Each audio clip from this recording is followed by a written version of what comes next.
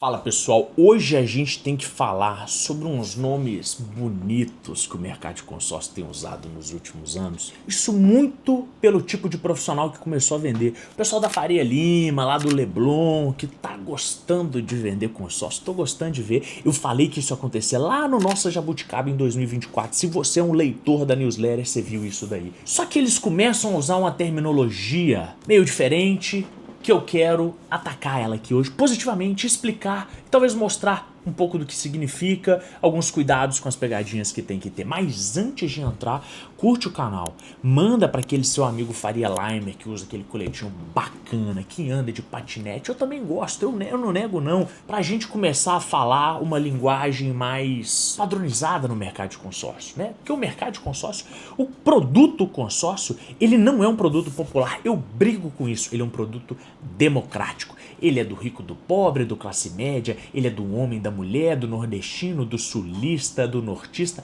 não importa. Por isso que ele é o produto mais sexy, mais importante do mercado financeiro brasileiro. E eu quero explicar o que é a alavancagem hoje. Fica comigo. Bom, vamos lá, gente. Alavancar é a sua capacidade de antecipar.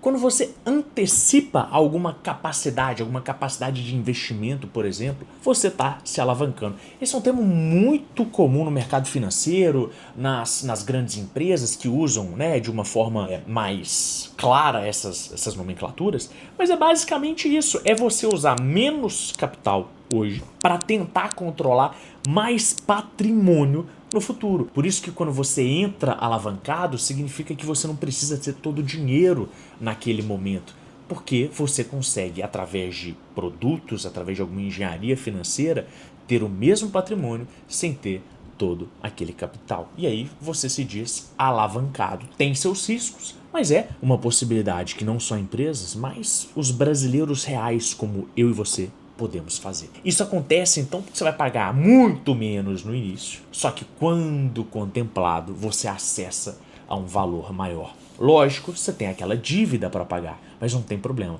porque quando o consórcio, como o consórcio não tem taxa de juros, ele tem taxa de administração, você vai pagar muito pouquinho, de uma forma muito planejada. Por isso que tem muita gente se alavancando no mercado de consórcio.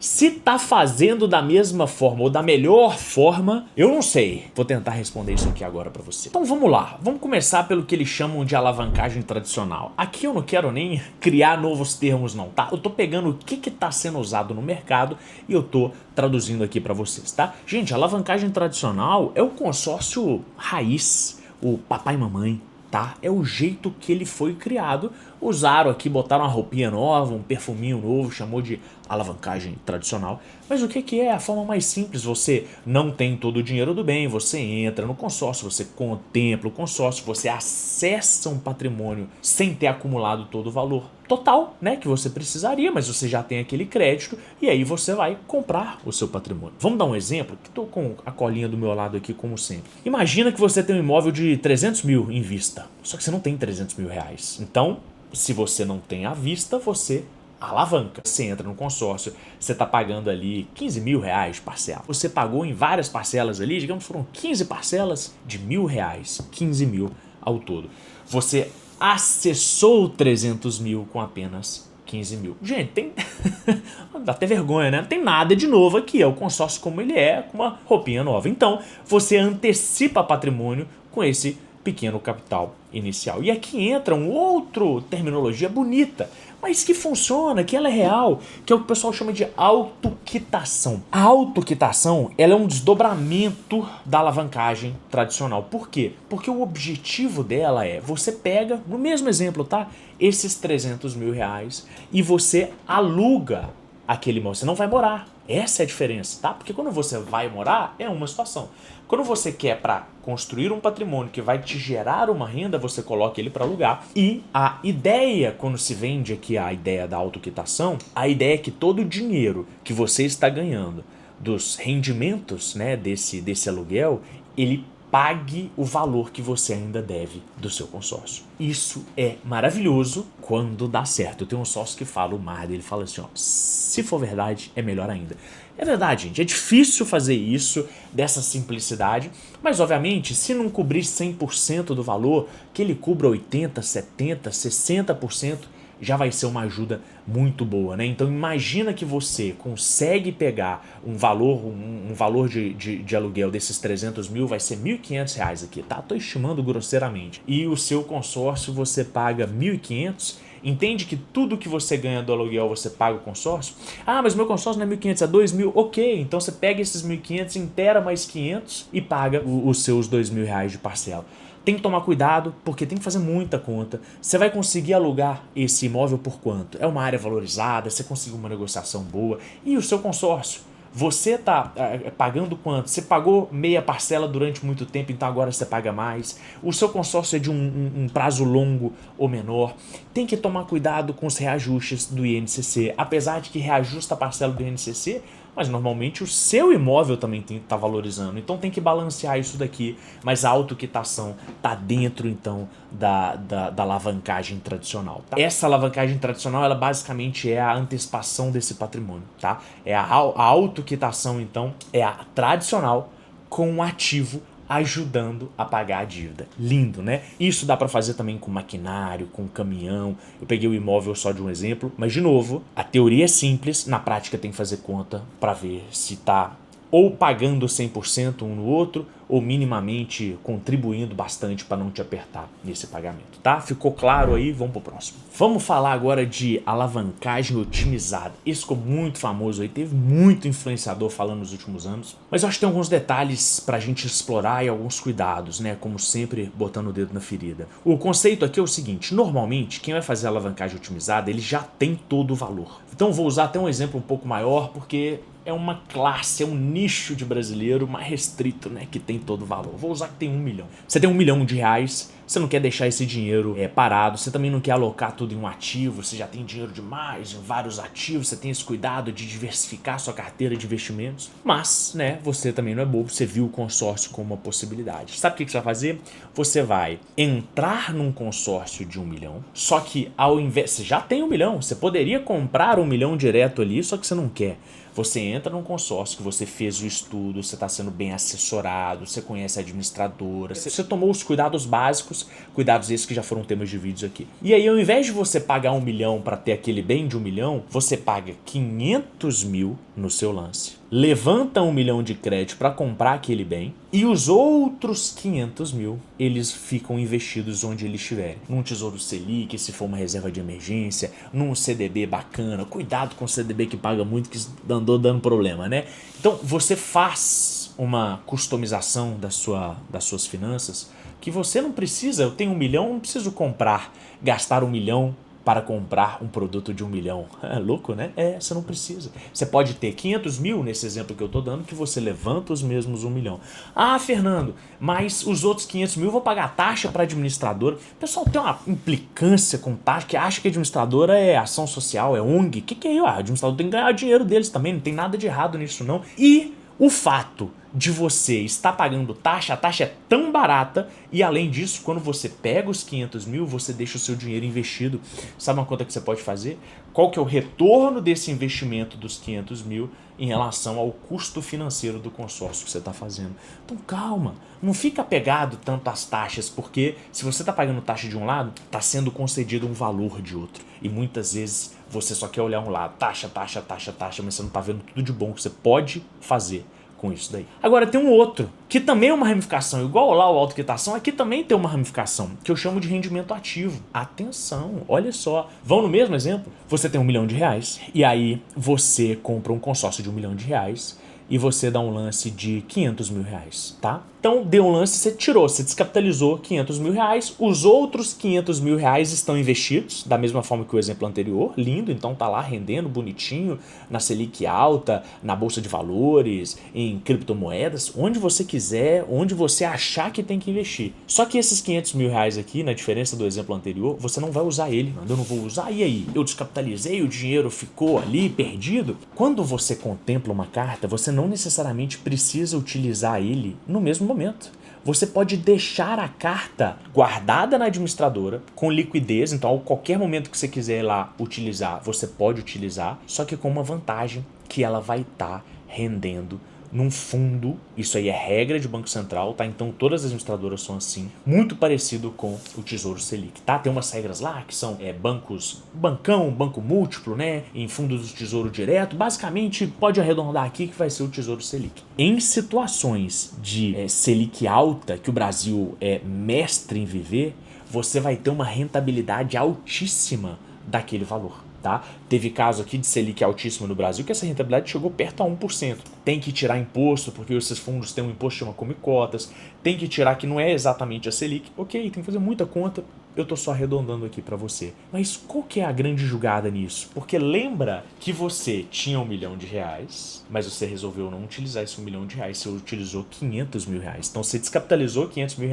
acessou um bem de R$1 milhão, e aí você deixa esse dinheiro rendendo. Fernando, mas ele tá rendendo sobre o quê? Sobre o 500 ou sobre o 1 milhão? Sobre 1 milhão. Mas Fernando, mas eu paguei 500. Sim, mas a sua carta é de 1 milhão. Então você pagou 500, descapitalizou 500 que poderia estar rendendo de uma outra coisa, pegou esse dinheiro, pagou o consórcio, agora ele tá rendendo sobre 1 milhão.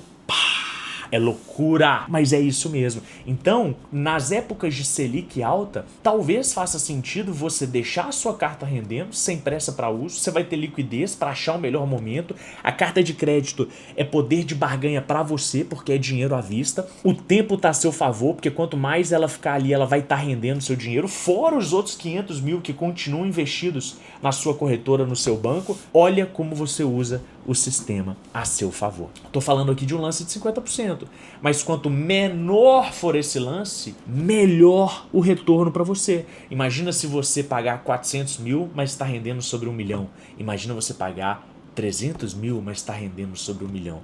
É lindo e dá para fazer, você tem que estar ciente disso, tá? Então veja todos esses exemplos e defina, obviamente, o que você quer. A otimizada, então, ele é comprar sem imobilizar tudo. Você até tem o dinheiro, mas você não quer imobilizar o seu próprio dinheiro. O rendimento ativo, né, que é essa segunda versão, ele é a versão em que o capital preservado continua produzindo retorno. E se você mudar de ideia, não preciso mais desse retorno, quero comprar alguma coisa, você tem a sua liquidez ali, é só ir na administradora e falar, definir, quero usar a minha carta de crédito. Lindo, né? Você sabia disso? A alavancagem financeira. Esse é o que tá mais bombando nas redes sociais. E, gente, cuidado. Dá pra fazer? Dá pra fazer. Funciona? Funciona. Mas é em toda situação? Não. É fácil? Não. É um passe de mágica? Não. Então, cuidado, porque tem muita gente vendendo também como se fosse resolver todos os seus problemas, tá? Como é que funciona a alavancagem financeira? Ele é basicamente o seguinte, o foco não vai ser utilizar o bem. Você vai contemplar a sua carta, mas o que você quer no fundo, é vender a sua carta. E ela, então, o objetivo dela é buscar resultado financeiro com a venda dessa carta. Lindo. Mas qual que é o problema disso? A gente não tem no Brasil como se fosse uma bolsa de valores das cartas contempladas. Um lugar específico que você entra lá e fala todas as cartas que estão sendo vendidas com as regras, as taxas e tudo mais. Não tem. Então você tem que dar seu jeito. Muitas administradoras têm feito isso de uma forma mais institucionalizada, porque isso já foi uma treta grave no passado, tá?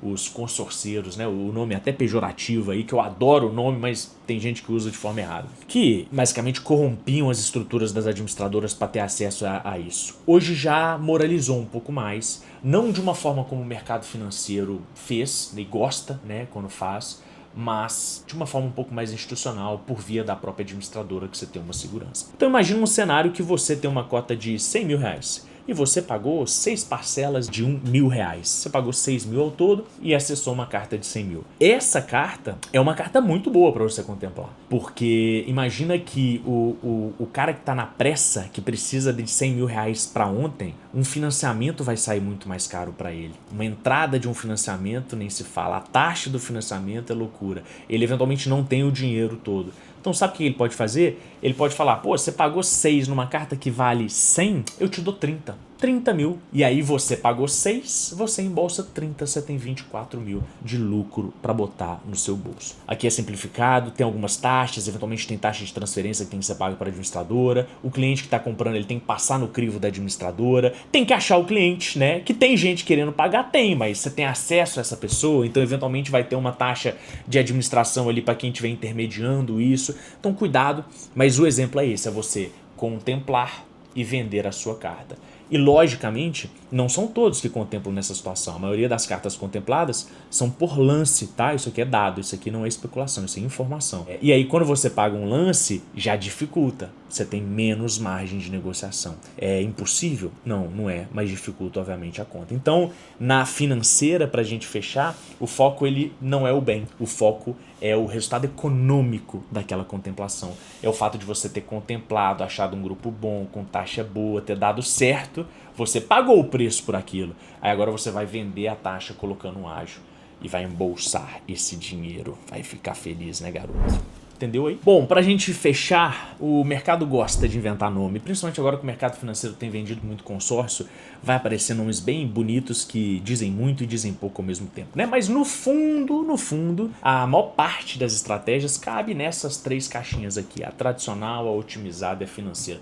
Se você gosta desse nome, eu não sei, não me importa. Eu tô simplesmente usando o que o mercado usa, isso aí foi um nome inventado, mas entenda o conceito. O nome pode ficar à vontade para batizar ele da forma que você quiser, tá? Então, para concluir, pessoal, se organizar direitinho aqui para todo mundo entender, né? A tradicional, ela antecipa patrimônio. A otimizada, ela preserva capital enquanto estrutura a operação. E a financeira, ela busca resultado econômico com a contemplação, deixando claro que tem a autoquitação, que é uma parte dentro da tradicional, e tem o rendimento ativo, que é uma parte dentro da financeira. A gente conclui essa sopa de letrinhas, tá? Cuidado com os influenciadores, cuidado com as promessas claras e fáceis de nossa, mas é simples. Dá para fazer, é possível, é legal, é viável, tá? Mas também não é para todo mundo que vai funcionar, você precisa estar muito ciente disso, porque se você achar na sua vida que isso vai resolver seus problemas, cuidado, você pode se frustrar. E é por isso que nós estamos aqui, para criar a maior comunidade consorceira do Brasil, para colocar o dedo na ferida e garantir que você tenha todas as informações antes de tomar a decisão, porque é o melhor produto do Brasil. Mas tem que saber comprar e tem que saber com quem tá comprando. Manda esse vídeo para o seu amigo que tá buscando um consórcio agora, porque a gente tá criando a maior comunidade consorceira do Brasil. Tchau!